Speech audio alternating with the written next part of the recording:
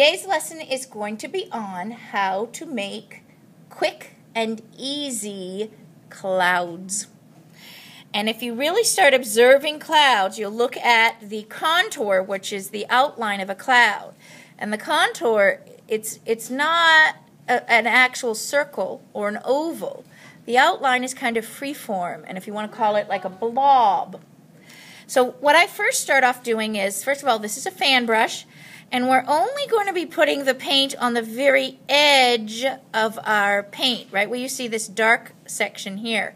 Now, if you don't have a fan brush, you can just use a regular flat brush, okay? You can still achieve these effects with blending. I'm going to start off, first of all, instead of using grays in my cloud, I'm going to substitute the grays for light blues or light purples, another color that we would naturally see in the clouds on sunset days or on sunrise days. So I'm going to take this light purple and I'm going to dip in, and look, I only dip in a very little bit, and I only have the tip. The color is only on my tip. And when I start off the clouds, I'm going to just kind of dab just the outer edges of a cloud. Just kind of a free-form shape. Remember, I said I'm not going to do a circle or an oval. I'm giving this free-form shape. Now with your brush, you can just pull down lightly with a little slight curve. So I go down with a little curve. Just pull the color down a little bit. And then I'm going to go into the white paint and just lay my brush into the paint and then touch the edge to release any drips.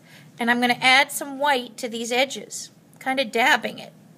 What you do not want is you don't want a perfect hard outline. You kind of want it just blended into the center of the cloud.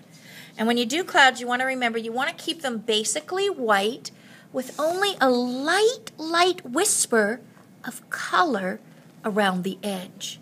You see how this is just a hint of color around the edge. It's just a little hint. So I'm coming back with my white now and pulling it in and down.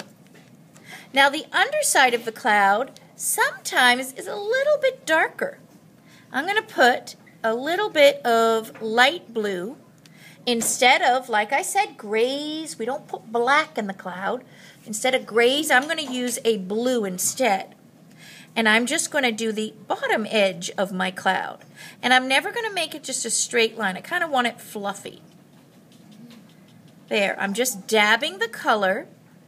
And then I'm going to pick up some white and I lay my brush and pull in. Pull in. And if it becomes too dark, this is kind of dark for me.